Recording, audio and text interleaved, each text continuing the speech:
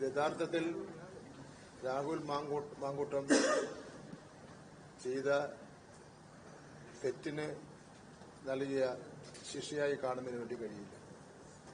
കാരണം ഇത് വെറൊരു സസ്പെൻഷൻ മാത്രമാണ്. ഇത് നേതാക്കന്മാരും രാഹുൽ മാങ്കൂട്ടവും തമ്മിലുള്ള ഒരു അഡ്ജസ്റ്റ്മെന്റ് മാത്രമാണ്. കാരണം സമൂഹത്തിൽ നിന്നാകെ കർശനമായ നടപടി സ്വീകരിക്കണമെന്നുള്ള ആവശ്യം ഉയർന്നു വന്നപ്പോൾ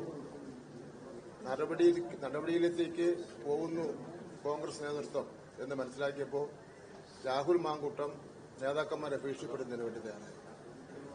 ഞാനും പല കാര്യങ്ങളും വിളിച്ചു പറയുമെന്ന് രാഹുൽ മാങ്കൂട്ടം പരസ്യമായി പറയുന്നതിന് വേണ്ടി തയ്യാറായി. അതോടുകൂടി നേതാക്കന്മാർ മയപ്പെടുന്ന സാഹചര്യമാണ് ഉണ്ടായത്. യഥാർത്ഥത്തിൽ സസ്പെൻഷൻ എന്ന് പറഞ്ഞാൽ അതൊരു ശിക്ഷയെന്ന് പറയാൻ വേണ്ടി പറ്റില്ല. യഥാർത്ഥത്തിൽ ഈ കേരളത്തിൽ ഉയർന്നു വന്ന വികാരത്തിന്റെ അടിസ്ഥാനത്തിൽ ആപാലവൃദ്ധ ജനങ്ങളും ഒരുപക്ഷെ കക്ഷിരാഷ്ട്രീയത്തിന് അതീതമായി ഉയർന്നു വന്ന വികാരത്തിന്റെ അടിസ്ഥാനത്തിൽ കോൺഗ്രസിൽ നിന്ന് പുറത്താക്കിയിരുന്നു എങ്കിൽ അതൊരു ന്യായമായി എടുത്ത നടപടിയാണെന്ന് പറയുന്നതിന് വേണ്ടി കഴിയുമായിരുന്നു.